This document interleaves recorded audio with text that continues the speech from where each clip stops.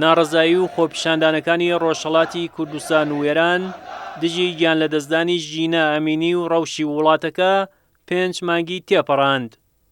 هەرچەندە لە سەرەتای ئەم ساڵەوە بەهۆی سەرکوتکردن و زیندانی و سزادانی خۆپیشاندەران تا ڕادەیەک خۆپیشاندانەکان لاواز بوون، بە جۆرێک لە خۆپیشاندانی مەیدانیەوە گۆڕاوە بۆ نووسینی دروشم لەسەر دیوارەکان، بەڵام ناڕەزایەتیەکان کەم تا زۆر بەردەوامن و هەر شەوە و لە چەند شارێک خەڵک دێنەوە سەر شەقام و باگرکردنەوە و دروشمدان دژی حکوومەت و دەسەڵاتدارانی ئێران ناڕەزایی دەردەبڕن.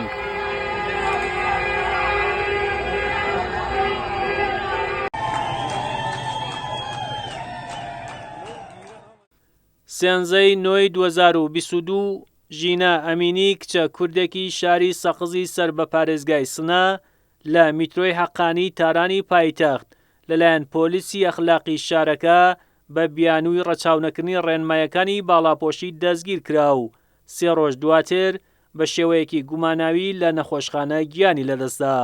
ڕووداوەکە هاوڵاتیانی ڕۆژهەڵاتی کوردستانی هەژاند. دواتر پەلی کێشا بۆ خۆپیشاندانی بەرفراوان لە شارەکانی دیکەی ئێران و دروشمی ژن، ژیان، ئازادی بووە ترۆپکی خۆپیشاندانەکان. هەر لە سەرەتاوە ئێران سیاسەتی سەرکوتی گرتە بەر و هەوڵیدا بەهێزی ئەمنی و تەقەکردن لە خۆپیشاندانەکان کەم بکات.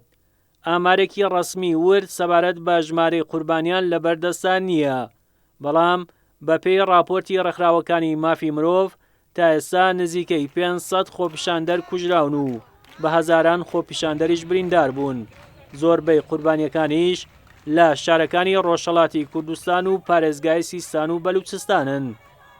لەگەڵ سیاسەتی سەرکوتکردن، حکوومەتی ئێران هەڵمەتی دەستگیرکردن و ڕفاندنی چالاکان و ناڕازیانی دەست پێ کردووە و لە ماوەی 5 مانگی ڕابردوودا بە هەزاران کەس ڕاپێچی زیندانەکان کراون.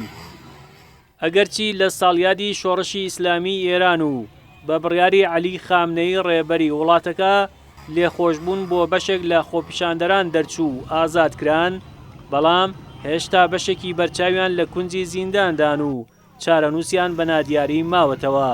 تا ئێستاش 4 خۆپیشاندەر لە سێدارە دراون و نزیکەی 110 خۆپیشاندەری دیکەش مەترسی لە سێدارەدانیان لەسەرە.